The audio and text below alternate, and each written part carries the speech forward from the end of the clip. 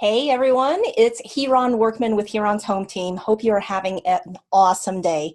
All right, so today's video blog, I want to go over the number one issue that has been causing me closing delays for the last 2 years, okay, which is discovering storm damage, hail damage right after the home inspection.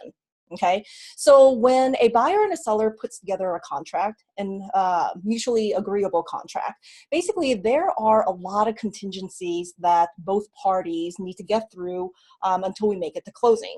So one of the first contingencies that we need to get through is the home inspection. So the buyer will pay several $100s to have a home inspector come out, and then after that home inspection, and they will determine one of three things. So let me go ahead and share my screen with you to show you the addendum that they send over to the seller after the home inspection is done, okay? So if they are happy with the home inspection, absolutely need nothing else from the seller, they'll go ahead and remove that contingency by marking and initialing option A. Okay. On the flip side of that, on the opposite end of that, if they are not happy with the home inspection, if the home is just too scary for them for whatever reason, okay, maybe there's water issues, maybe there's structural issues, then this is their first chance to back out of the contract and get their earnest deposit back. Okay, so they'll go with option C if the home inspection is deemed unsatisfactory. Typically, we don't see A or C. Okay, so on the listing side, what we normally see is option B, where the purchaser is asking the seller to either repair or replace some major defects and sometimes some cosmetic defects. So they'll write a list of things here, and if they have more than this, that they can't fit onto one page, then they might have an additional page that they write it on. But the seller will actually have an opportunity to review that list and either accept it, saying that they will replace or repair those items, or what they may do is respond back with a counter of their own. And it just keeps going back and forth until the deal stays together or until it falls apart. Okay, but most of the time it does stay together. Okay, so what will create a delay in the closing process is when the home inspector determines that there may be some possible hail damage, storm damage as part of that report.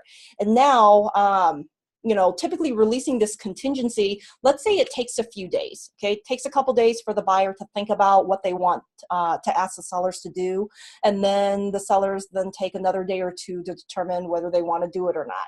And then right after that, the buyer will pay for and order, the bank will order the appraisal, okay? So why is the appraisal not ordered right away? Well, a home inspector is paid a few $100s to do their work, and then to pay for the appraiser to go out, it's another, let's say like $500-600. Well, from the buyer standpoint, why pay for both when we haven't even gotten through the first contingency? Because if the deal doesn't move forward, they may also lose the money that they just ordered the appraisal for. So normally that what they'll do is wait, okay, which makes a lot of sense to me. So this pause that I'm talking about will require, if there's possible storm damage, the seller contacting the insurance company and waiting for the adjuster to come out.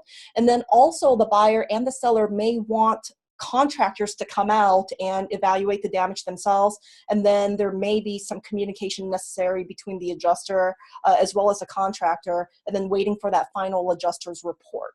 Okay, so this delay could be a week.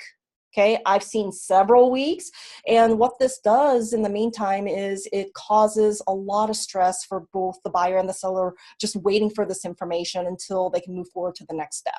Okay, so if you are thinking about selling your home, okay, and I'm talking to sellers right now, if you are thinking about selling your home and you want to save yourself as well as the potential buyer a lot of stress, proactively, I would say, you can probably take care of this before you even list your home. And there's actually another big benefit to doing this that I'll cover in just a little bit, so stay tuned. Okay, so if it were me and I were going to sell my home and I thought that there might be some possible storm damage, instead of contacting the insurance company and having the adjuster just come out and filing a claim, I would not do that first. What I would do is contact a good contractor, come out, make sure that they are offering free estimates, and see if they can notate or see possible hail or storm damage. And why would I do that? Well, you know, I'm not an insurance agent. I'm not from that industry, but I assume that there are companies out there where if someone files a claim,